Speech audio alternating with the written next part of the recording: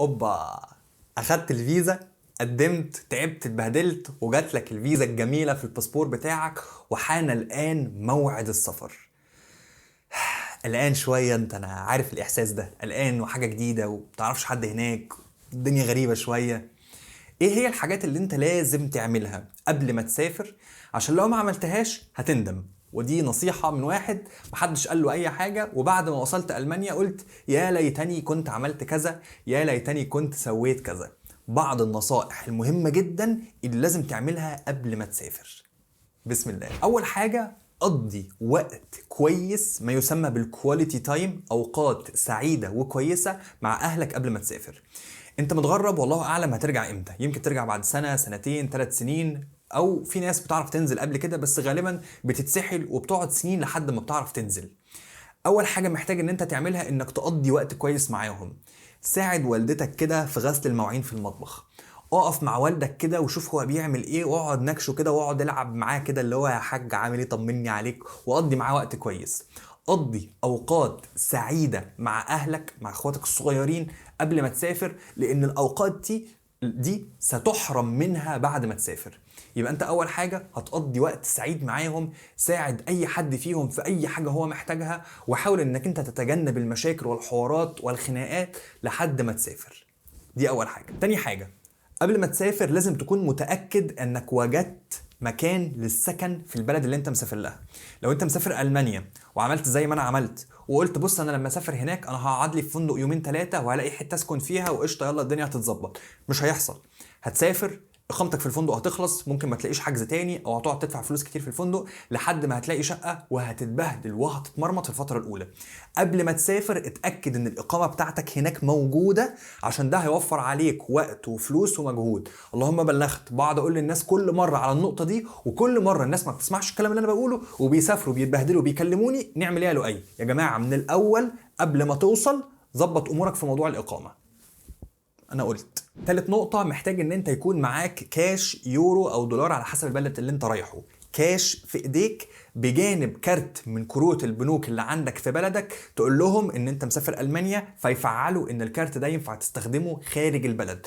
لو الكارت مش شغال فمعاك الكاش موجود. لو الكاش تقدر تحافظ عليه وتصرف بالكارت، لو الكارت ما عليهوش مصاريف كتير انطلق، لو مش عارف فالكاش موجود معاك يكفي. اسوأ الظروف هتسحب من اي مكنه اي تي ام هناك، هتخسر شويه فلوس في التحويل، بس على الاقل معاك فلوس تقدر ان انت تسلك بيها نفسك، فيبقى معاك فلوس قبل ما تسافر. اتاكد ان الموبايل بتاعك بيشتغل تجوال، ان انت هتتصل بالشركه بتاعتك اتصالات فودافون بغض النظر، هتقول لهم انا مسافر المانيا بدايه من يوم كذا، فلو سمحتوا شغلوا لي التجوال ان التليفون يبقى شغال وانا مسافر بره. بعض التليفونات بتقفل اول ما الواحد يسافر، وبعض التليفونات بتبقى شغاله على موضوع التجوال ده، فاكد المعلومه دي على الشركه قبل ما تسافر. مهم وخطير انك تنزل جوجل مابس عندك على الموبايل. الابلكيشن بتاع جوجل مابس بقى بيشتغل بالنت او من غير النت. لو من غير النت محتاج ان انت تفعل الاختيار بتاع ان الخرائط بتاعت جوجل تبقى شغاله من غير نت. ليه؟ لان انت اول كام يوم دول انت مش شرط تكون اشتريت شريحه، وممكن تبقى ماشي في الشارع رايح في حته، نازل من المطار رايح الفندق ومش عارف تروح ازاي.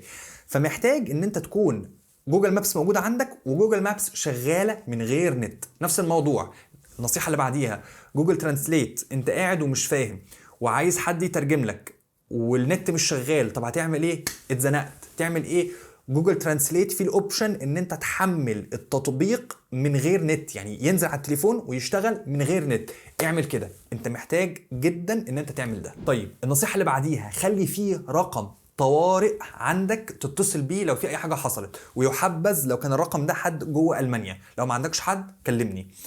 تعمل ايه؟ انت اتزنقت، البوليس وقفك وانت مش فاهم هتعمل ايه وحاسس ان هم هيرحلوك، هتبات في الشارع، مش عارف تاكل وتشرب، في مصيبه حاصله، اتصل برقم الطوارئ ده او ابعت له وقول له ساعدني، ابعت لي وانا باذن الله موجود، بس يا جماعه للطوارئ عشان نقدر نساعد اكبر قدر ممكن من الناس، مش اي حد عنده اي مشكله يبعت وخلاص، للطوارئ. في شويه ورقيات محتاج ان انت تجيبها معاك عشان احتمال كبير جدا ان انت تحتاجها، فما تتعسفش وتضطر ان انت تدفع 1000 جنيه ولا 2000 جنيه عشان تجيب الورقه من مصر.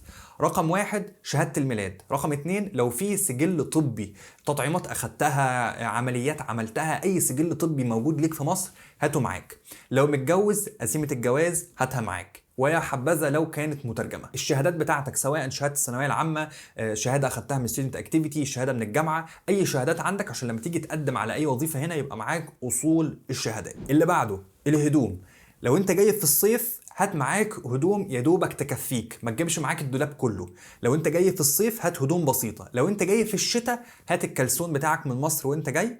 هات هدوم تقيله تبقى لابسها عشان الفتره بتاعت الشتاء لحد ما انت طبعا بعد ما توصل هتروح تشتري جاكيت تقيل، بس ساعات ممكن تلاقي الجاكيت ده ب 500 يورو مثلا، فغالي جدا. فهتعمل ايه؟ هتمشي حالك بالهدوم اللي انت جايبها. كلسونك معاك، البلوفر بتاعك معاك، الكوفيه معاك، الايس كاب، الجوانتيات، ان شاء الله شرابات صوف. مشي حالك على قد ما تقدر لحد ما تعرف تجيب هدوم تقيله من هنا. بس فصل الصيف مش محتاج تجيب اي حاجه غير الهدوم الاساسيه بتاعتك اللي انت بتلبسها عادي في مصر. نصيحه مهمه جدا، ما تسافرش باكتر من شنطه واحده. انا غلطت الغلطه دي، جبت دولابي كله فمعايا شنطتين ماشي بيهم زي البطه كده، طول ما انا ماشي في الشارع ماشي بالشنطتين. اتبهدلت بيهم جدا، شنطه منهم اتكسرت، العجل بتاعها اتكسر، وانا اتبهدلت جدا جدا الفتره دي.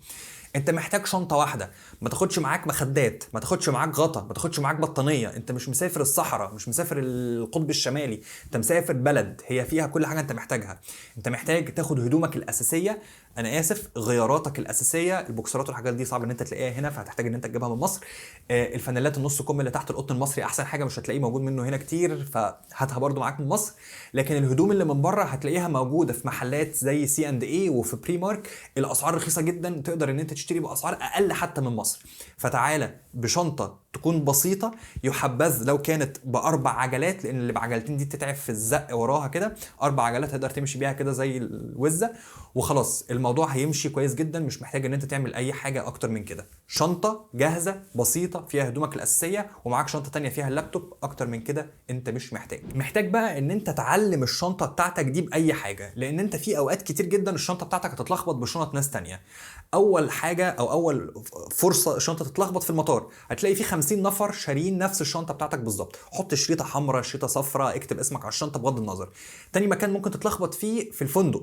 ساعات الفندق لو انت مثلا، ده حصل معايا لما انا كنت اضطريت ان انا مفيش مكان ابات فيه، فطلبت من الفندق ان انا اسيب الشنطه عندهم عقبال ما اروح ادور على مكان ابات فيه. فلما سبت الشنطه سبتها في مخزن مليان شنط وفيها 20 شنطه شبه الشنطه بتاعتي، فمحتاج ان انت تكون حاطط بس شريطه او اي حاجه عشان تعلم الشنطه بتاعتك. موضوع الاكل، انا عارف ان في ناس بتجيب معاها بط ووز وفراخ وجبنه وكل ما يشتهوه من مصر عشان عارفين ان الاكل ده مش موجود، وده طلب مشروع ان انت تعمله، بس هقولك انك لو اتقفشت في المطار هتتبهدل. 1 الاكل هيترمي، 2 ممكن يعملوا لك مشكله كبيره جدا. نصيحه، بما ان انت لسه جاي ما تجازفش في الحاجات دي. يمكن الحاجه اللي بالنسبه لي بتاثر معايا قوي هو العسل. العسل بتاع مصر طعمه حلو، هتقولي بقى مغشوش مش مغشوش، هو طعمه حلو في الاخر. العسل اللي هنا انا جربت جميع انواع العسل اللي موجود وطعمه سيء جدا، فلو تجيب بس معاك يعني كيلو كده عسل ولا 2 كيلو عسل تمشي بيهم نفسك في الاول، ده يكون كويس. لكن لو انت العسل مش بيفرق معاك خلاص طنش وما تجيبش. طيب استغل ازاي السفريه بتاعتي واكسب منها فلوس؟ عندك تطبيق زي هيتش هايكر، لا ارجحه قوي، حاول تدور على حاجه شبيهه ليه. فكرته ان انت بتقول يا جماعه انا عندي 5 كيلو وزن فاضيين في الشنطه بتاعتي من القاهره لالمانيا، مين عايز يودي ورق، مين عايز يودي اي حاجه، فبتاخد الحاجات اللي الناس عايزين يودوها لاهاليهم رايح جاي، وبتاخد في مقابل الكيلو فلوس. هيتش هايكر كان زمان كويس، كان زمان مربح، دلوقتي بقى خنيق جدا وبقى سخيف جدا. ممكن تلاقي فيه شويه جروبات على الفيسبوك اللي هي بتاعه الاوزان والاحمال، يقول لك ودي كذا مقابل كذا. الحاجات دي ممكن تكسب منها فلوس، تخفف عليك عبء تذكره السفر. لو انت مسافر ب 300 يورو تقدر ان انت تبقى مسافر في الحقيقه بمثلا ب 100 يورو، وال 200 يورو دول انت واخدهم اوزان ناس طالبين حاجات، فانت بتقوم مدخل ده في ده وتوفر فلوس. دي احد الطرق الممكنه واحد النصائح الممكنه اللي تستغل بيها السفر بتاعك. اخر نصيحه وهي يمكن تكون اهم نصيحه، لما تيجي تسافر ابقى موجود في المطار قبليها ب3 ساعات مش بساعتين. حتى لو انت هتقعد الساعتين دول في المطار ما بتعملش حاجه.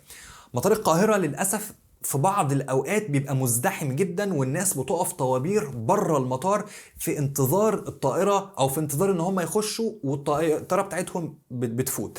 في حد اعرفه من جنسيه عربيه كان جاي زياره لمصر وهو مسافر، وقف في طابور بره المطار، وعقبال ما دخل وكان خلاص هيركب الطياره فاتته وسافرت.